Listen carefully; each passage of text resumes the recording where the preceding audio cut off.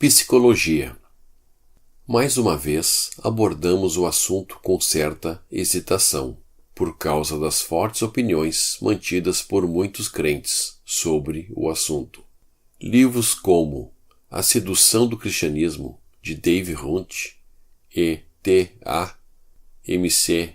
Mahon, e Psicoheresia, abre parênteses, Psicoheresia, não disponível em língua portuguesa, fecha parênteses, de Martin e Drake Bobigam, são implacáveis em sua condenação da psicologia, como é praticada hoje, e alertam os crentes contra ela nos termos mais fortes possíveis. Tendo lido ambos os livros e outros como eles, tenho a dizer que esses alertas são necessários, pois algumas coisas que eles falam são verdadeiras. Sem dúvida, muito do criticismo deles decorre do fato de que a psicologia moderna tende a adotar uma visão humanística e de nova era do homem e de seu comportamento, e deixa de lado a palavra de Deus como a única verdadeira autoridade nas questões morais e espirituais que são abordadas. Tendo dito isso, é também minha opinião que muito desse criticismo, particularmente do ponto de vista dos Bobigans em Psicoheresia, é desequilibrado e enganoso. Ao procurar chamar a atenção para uma séria tendência em direção ao pensamento errôneo entre os crentes, eles mesmos caíram no erro e no pensamento distorcido. Em seu esforço de expor o pensamento falho por trás de muitas coisas na psicologia moderna, eles reuniram uma série de citações e opiniões negativas, que nem sempre podem ser suportadas pelas Escrituras. Nas afirmações deles de que Cristo é a resposta final para os problemas da vida, eles estão corretos. Em sua tentativa de considerar a maioria desses problemas como pecado voluntário, eu creio que eles foram longe demais. Quando eles negam que existam coisas como pensamentos e motivos inconscientes, eles estão errados, pois a palavra de Deus claramente reconhece que pode haver pensamentos e motivos inconscientes que governam nosso comportamento. Eliú pôde aconselhar Jó a orar. O que não vejo, ensina-me tu. Jó, capítulo 34, versículo 32. Ao reconhecer a possibilidade do pecado operar inconscientemente em si, Davi pôde dizer ao Senhor: sonda-me, ó Deus, e conhece o meu coração. Prova-me e conhece os meus pensamentos. Salmos 139, versículo 23. Em outro lugar, ele pôde dizer: quem pode entender os seus erros? Expurga-me tu dos que me são ocultos. Salmos 19, versículo 12. Novamente, quando eles sugerem que o crente é chamado para estar ocupado com Cristo, em vez das dores que ele experimentou no passado, eles estão certos. Quando eles dizem que feridas emocionais passadas realmente não têm influência em nosso comportamento no presente, eles estão errados. Ao procurar expor um erro, eles próprios caíram no erro do lado oposto. É triste dizer, mas o homem é propenso a fazer isso em muitas áreas. Tudo isso então levanta a questão: a psicologia está sempre totalmente errada? Por definição, a psicologia é o estudo do comportamento humano. Isso inclui coisas como testes de QI, avaliação de diversos tipos de personalidades, reações de indivíduos a diversas forças em seu ambiente e as diversas maneiras pelas quais o comportamento pode ser modificado.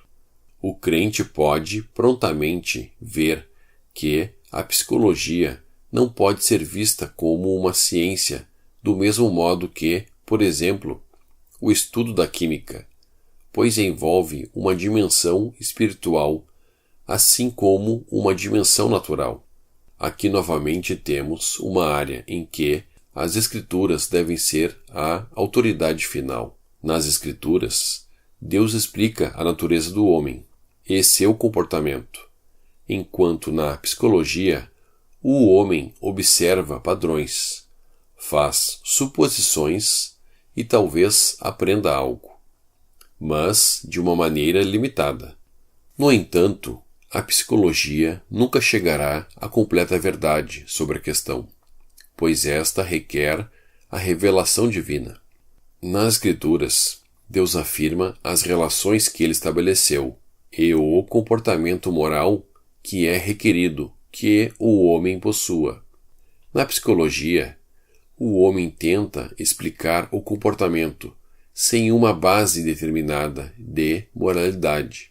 Nas Escrituras, Deus revela o que fará o homem feliz e por quê. Na psicologia, o homem procura descobrir o que fará o homem feliz e falha. As Escrituras revelam que a causa raiz da maioria dos problemas comportamentais do homem é o pecado e as suas consequências. A psicologia em geral não usa a palavra pecado em seu vocabulário. Por outro lado, é às vezes útil entender por que um indivíduo reage de uma determinada maneira, mesmo que de um ponto de vista natural. Por exemplo, suponha que uma adolescente fuja de casa. Muitos fatores podem estar envolvidos, e precisamos deixar claro que não estamos de forma alguma justificando sua fuga. Pode haver mais de uma razão dela ter escolhido sair de casa, mas sabemos que em muitos casos é porque sua mãe abdicou de seu papel adequado como cuidadora e dona de casa, forçando assim a garota a tomar uma responsabilidade para a qual ela não está pronta, tornando-a ressentida.